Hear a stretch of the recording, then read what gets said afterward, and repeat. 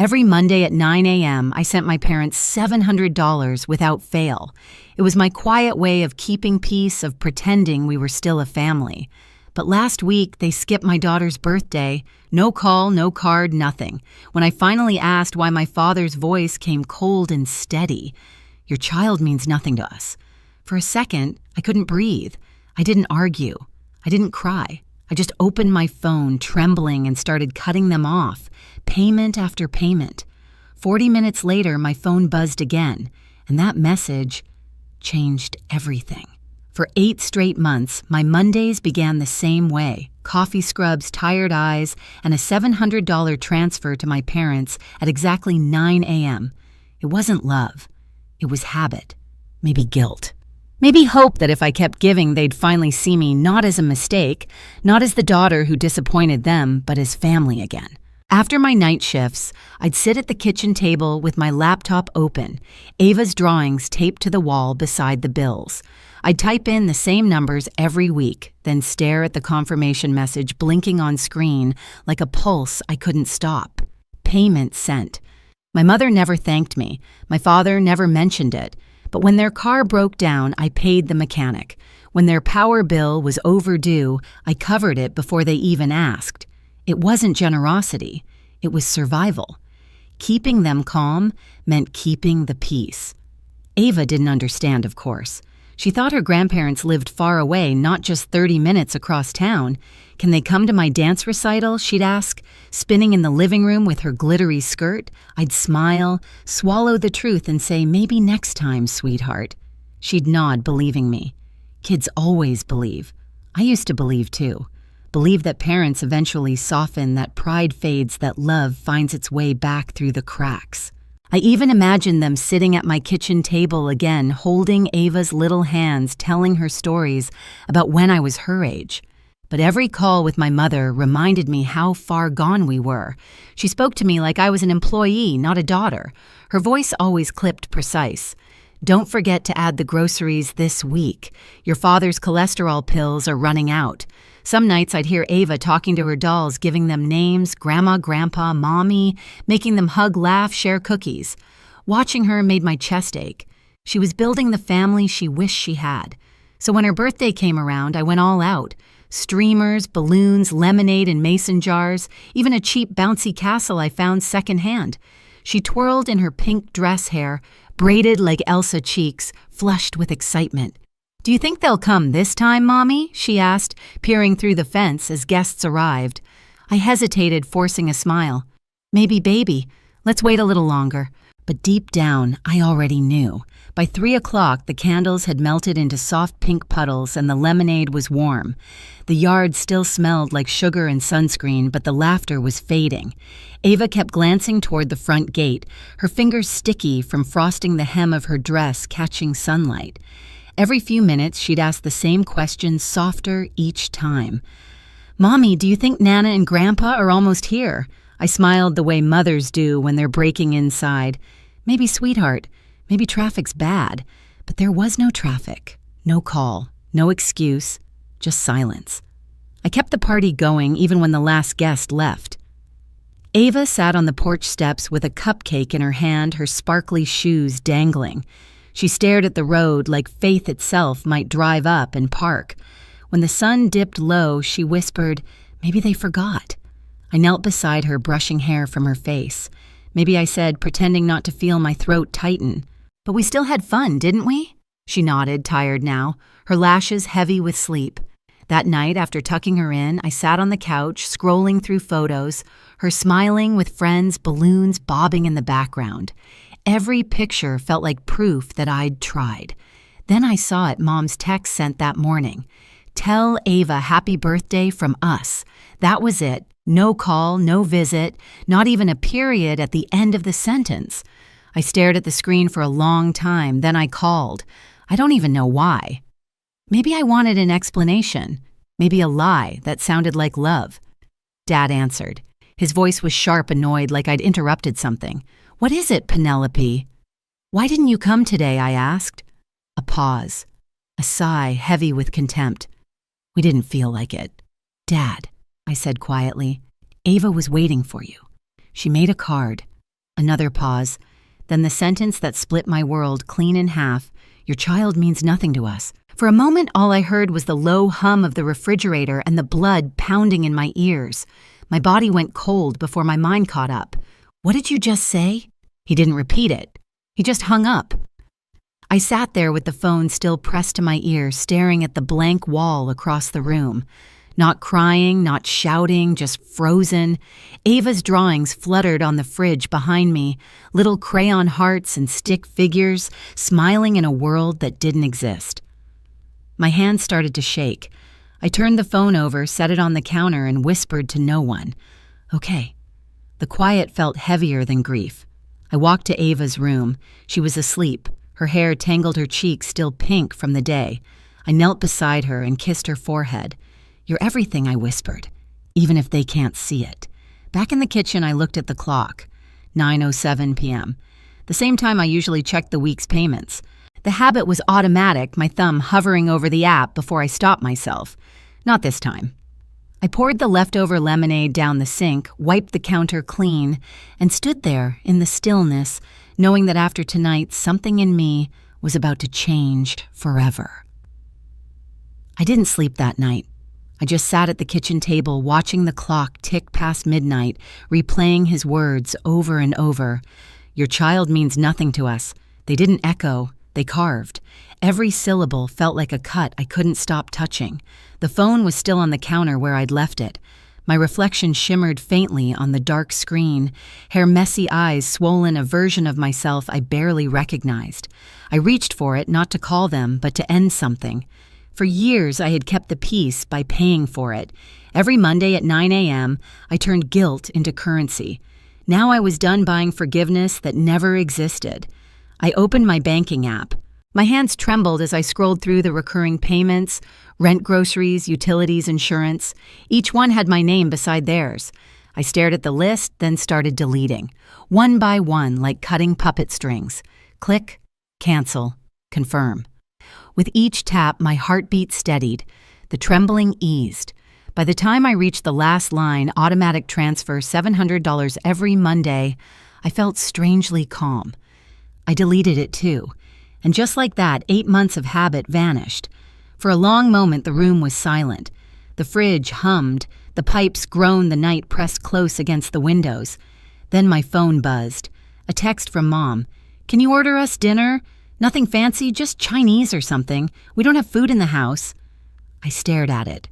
40 minutes. That's how long it took for them to notice. 40 minutes after erasing my daughter with a sentence they wanted takeout.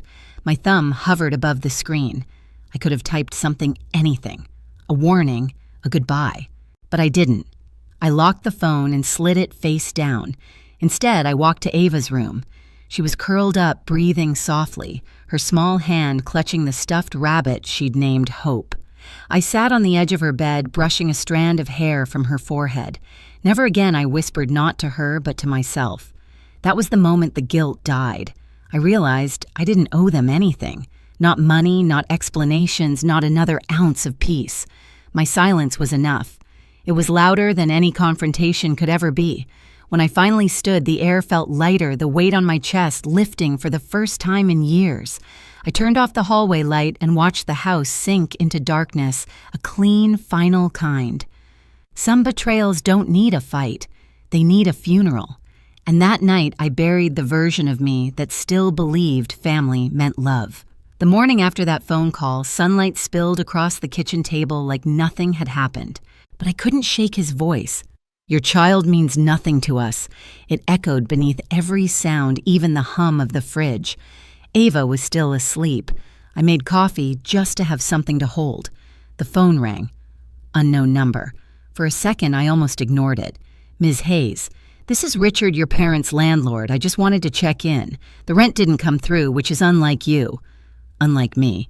The word stung. "It's not my responsibility anymore," I said. "They'll need to handle it." He hesitated. "They told me you managed their payments." "I used to." My tone surprised even me, flat, steady. "Not anymore." When I hung up, I felt something shift, like a cord snapping. I wasn't their safety net now, just a person drinking cold coffee in her own house. At 10, my brother called. Pen Mom says you've lost your mind. I laughed softly. Define lost. She said you're cutting them off. I am. Ryan went quiet for a few beats. Good. I'm done too. I blinked. What I've been sending them money, he admitted. Not as much as you. A few hundred a month. Groceries, gas, little things. I thought maybe if we both helped, they'd change. They never told me, I whispered. They never told me about you either, he said. Guess we were paying rent on the same guilt. I sank into a chair, clutching the mug. So they lied to both of us. Yeah. But this time we stop. His voice cracked slightly. You did the right thing, Pen. Before I could answer, another notification lit up my phone, a Facebook tag. A live stream replay titled The Truth About Our Daughter. My stomach turned. Oh God. Don't watch it, Ryan said quickly. But I already was. The thumbnail showed my mother clutching a tissue like an actress caught mid-monologue, my father sitting beside her, arms crossed. Mom sniffled. We've always supported Penelope through everything, but she's made up lies telling people we're monsters who refuse to see her child. None of that is true. Dad leaned closer to the camera. She's been forcing money on us for years. She needs help. I didn't blink. I just watched numb until the moment came the part I knew was coming. My father lifted a printed photo of Ava smiling in her pink birthday dress and said the same words again, this time to the world. This child does not exist to us. I froze. Ava's laughter from the park, her small hands clapping at candles, flickered in my head like a film burning out. I closed the video, unable to finish. Within an hour, messages poured in. Are you seeing this? Is that your dad? Comments piled under the video, half sympathy, half judgment. Who says that about a 6-year-old? She probably deserved it, praying for their hearts. If this is real, it's disgusting. I turned my phone off. The house felt too quiet, like even the air didn't want to move. Later that afternoon, Ryan texted, "Don't post anything.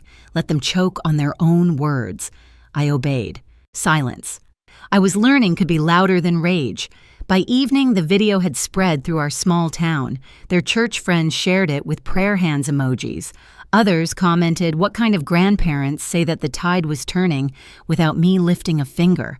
The next morning, Richard texted again. "They've been told to vacate. 30 days. I'm sorry it came to this." I didn't reply. I didn't need to. Justice for once was efficient. 2 days later, my cousin Lauren called, voice shaking with anger. They're at the family reunion. Can you believe it? I frowned. They weren't invited. They showed up anyway, trying to get sympathy. Lauren, "I'm done pretending," she said. "You might want to check Facebook later." Then she hung up. An hour later, I did. The video was already climbing in shares, grainy handheld footage from someone's phone. A sunny backyard, picnic tables, plastic cups. My parents stood near the center, my mom speaking to a circle of relatives, pleading. No matter what Penelope's told you, she said we love her. And that poor child. She's confused. Lauren's voice cut in, sharp and clear. Before or after you said her kid doesn't exist? The camera turned toward her. She was holding up her phone, volume blasting. From the tiny speaker came my father's voice, unmistakable. Your child means nothing to us. Gasps. A collective inhale. My mother froze mid-sentence. My father's face drained of color. The whole yard fell silent except for a lawnmower humming somewhere in the distance. Then Uncle James stood up slowly, his voice calm but firm. If that's how you treat your granddaughter, you don't belong here. No one argued. No one comforted them. They left without a word, faces pale, eyes down. The camera panned back to Lauren. Someone muttered, "Good for her." Another voice said, "About time." I watched the clip 3 times, then set the phone down and laughed a quiet, shaking laugh that came from deep inside my chest. Not cruel, just released. Ryan called that evening. "You saw it, I did." "They humiliated themselves," he said. "Finally." "They did," I said softly. "And I didn't have to do a thing. Sometimes the truth handles itself," he murmured. That night, I sat by Ava's bed while she slept, her hand wrapped around her stuffed bunny. For the first time in months, my chest didn't ache. I listened to the faint sound of rain tapping against the window and thought of every Monday morning I'd wasted paying for love that never existed. I opened my laptop not to send, but to check the confirmation history, 8 months of payments, line after line of completed. I scrolled to the end and whispered, "Not anymore." The next morning, the headlines in our small-town Facebook group were brutal, church couple exposed for disowning grandchild. Someone had clipped both videos together, the live stream and the reunion scene. The comments were merciless. Hypocrisy at its finest. You can't erase your own blood, that poor little girl. By noon, their church deleted their photos from the website. The landlord changed the locks. Their supporters went quiet. I didn't post anything. I didn't celebrate. I simply took Ava to the park again. She drew stars on the sidewalk and said, "Mommy, this one's for Uncle Ray." The air smelled like rain and chalk dust. She laughed, and the sound was so pure it hurt. When we got home, I found an envelope in the mailbox, cream paper, my name written neatly across the front. Inside a short note in Aunt Virginia's handwriting, they chose pride over love. You chose your child. That's what family's supposed to look like. I folded it and slipped it into a drawer. Some victories don't need applause. That night, as I tucked Ava into bed, she yawned. "Mommy, can Nana and Grandpa come next year?" I hesitated. "No, baby, they won't be coming anymore." She nodded, thoughtful. "That's okay. We can invite Uncle Ryan instead." I smiled, brushing hair from her cheek. "Yeah, sweetheart, that sounds perfect." When I turned off the light, the room was quiet, but this time it wasn't empty. It was peaceful, earned. The following week, everything felt quieter, like the world had finally exhaled. The endless pings, the messages, the noise, it all faded into a dull hum. My parents had vanished from social media, their profiles wiped clean. Their church released a short statement about family healing, but everyone knew what it meant. I didn't feel victorious. I felt free. The kind of freedom that doesn't rush, that just sits beside you in the morning sunlight and lets you breathe. Ava was humming at the breakfast table, spreading jelly on toast, oblivious to the storm that had finally passed. Ryan stopped by that weekend with groceries and a grin that reached his eyes. "You look lighter," he said. "Maybe I am," I replied. We drove to Aunt Virginia's for Sunday lunch, lemon pie cooling on the counter, sunlight pouring through lace curtains. She hugged Ava first, then me. "Peace looks good on you, Penelope," she said. Over lunch, she talked about boundaries, about how love without respect isn't love at all. I listened, really listened, and for the first time, I believed it. Later, while Ava colored at the table, Aunt Virginia slipped an envelope into my hand. "For when you forget, why you stopped." Inside was a single line, "Kindness with boundaries is strength." That night, I watched Ava sleep and realized the silence in our home no longer felt like punishment. It felt like protection. I stood by Ava's door, watching her chest rise and fall beneath the soft glow of her nightlight. For the first time in years, I didn't dread tomorrow. I didn't owe anyone peace but us. My parents had chosen pride. I chose freedom. And that choice, quiet, steady, final, was the loudest revenge I could ever give. If you've ever had to walk away to protect your peace, you're not alone. Share your story below and don't forget to subscribe for the next one.